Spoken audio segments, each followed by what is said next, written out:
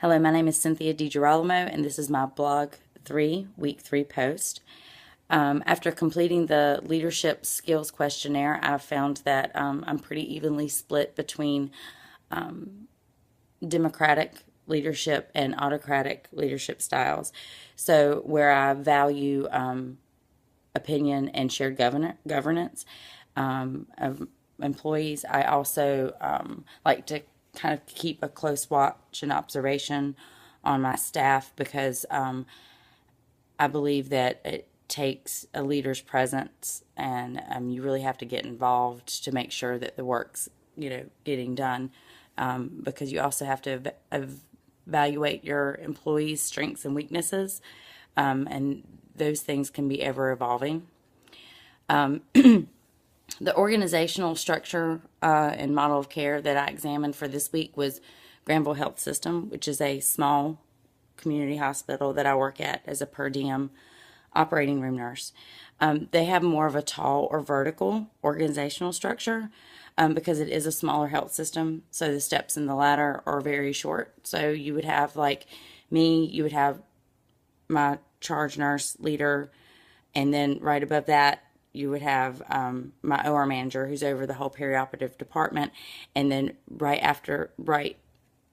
above that would be the chief nursing officer and then the CEO. So it's a very short vertical organizational structure. Whereas I work as a travel nurse at a bigger health system, and they have more of a horizontal structure because they're grouped into different departments for nursing, and there's a longer chain of command. As far as skills, in Chapter 7, it's asking me, and with incorporating the leadership skills questionnaire, how would I use these two things to secure needed resources such as staff? Well, I noticed that the book had mentioned nursing management functions such as planning, organizing, paying attention to your staffing needs, directing, which involves day-to-day work, delegating tasks, setting up groups to do special projects, coordinating activities. In the operating room, you have a myriad of specialties that you work with. So you would have one sector into general surgery, one sector into orthopedic surgery, one sector into heart and vascular. So it's important that as an OR manager and leader, you are able to delegate, especially if you're working for a larger operating room, perioperative area. You want to make sure that you're delegating the work appropriately into teams. Whereas if you had like a smaller operating room facility, you only have like maybe 3 or 4 ORs. You're only working with maybe 3 or 4 nurses and to an operating room suite. I believe that as a leader, your staff needs to know that you would go to bat for them, that you would be able to appeal to upper level management if there were a concern or a problem that couldn't be solved within the department. I think shared governance is really important because you're able to come together and express ideas, not only within one department, but many departments within the hospital can come together and bring up ideas that you could rework some policies and procedures that may not be as effective.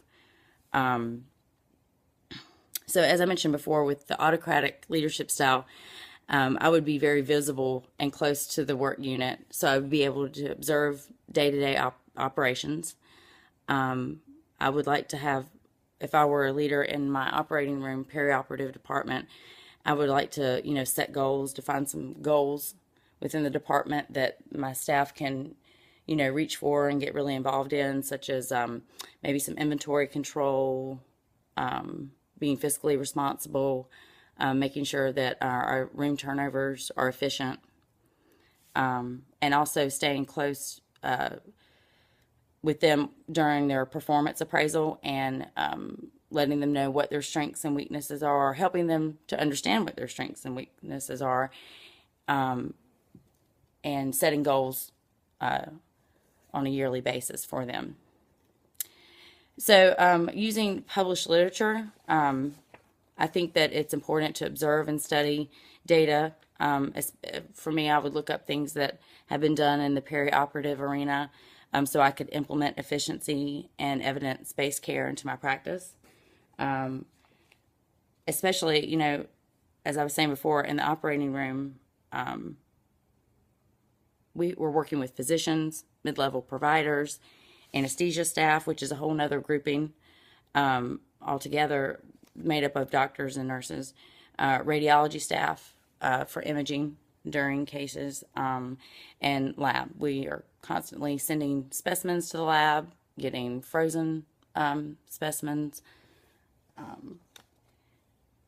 So I was looking up some articles pertaining to transdisciplinary team approach, which is definitely applicable to the operating room. One thing I saw that was kind of interesting, I found an article about team approach to pain management. And it said in a transdisciplinary approach, the team not only shares the same goal, but also shares the same treatment plan, regardless of discipline. In doing so, it maximizes the team approach that is critical in pain management, according to this article. Various disciplines, nurse, physician, psychologist, nurse practitioner, social worker, speech-language pathologist, occupational therapists, and the list goes on, implement and coordinate the patient-centered plan. It just very mirrored to me how we operate in the perioperative arena. You know, we have our pre-op nurse, we have mid-level providers that help us in the operating room getting the patient ready, that work closely with the surgeon. We have our anesthesia staff, we have the radiology department that comes in, and we're all working as a team for that patient-centered, you know, focus, patient-centered planning.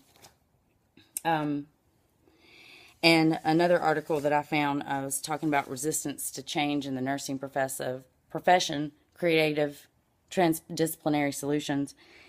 Transdisciplinary approaches allow us to organize knowledge in such a manner that we can grasp and address the complexity of our situations in this uncertain and pluralistic world. And I felt like that meant that using, you know, different departments and also using different strengths and weaknesses within our staff, we can kind of break down patient problems and give them the best care. So for a preference for a vertical or horizontal structure, if I were in leadership, if I were in a smaller hospital setting, I think that more of a vertical, tall, you know, organizational model makes sense because you're not dealing with as many people. But in a bigger hospital setting, a matrix or horizontal structure is more effective because you're working with different disciplines. You're not only maybe, you know, smaller hospitals just do general and orthopedic, whereas you have a bigger hospital that in their perioperative arena they're doing heart and vascular and ear, nose, and throat surgery and, you know, different disciplines. So you need different groupings and leadership to kind of compartmentalize the different specialties, because each specialty is going to have a different goal, different type of patient population. So those are the thoughts on transdisciplinary care and leadership styles. And one last thing I saw in the book, it was talking about the team approach to nursing and how that was developed after World War II, and it kind of models, you know, how we take care of the patient bedside today. And I saw the value of committed people working together for a shared goal is viewed as a very effective healthcare delivery system. And I think that not only applies in the perioperative area where I work, you know, having a lot of disciplines coming together for a patient-centered focus and goal, but also in other departments, emergency room, bedside nursing, critical care. It applies to all. So thank you.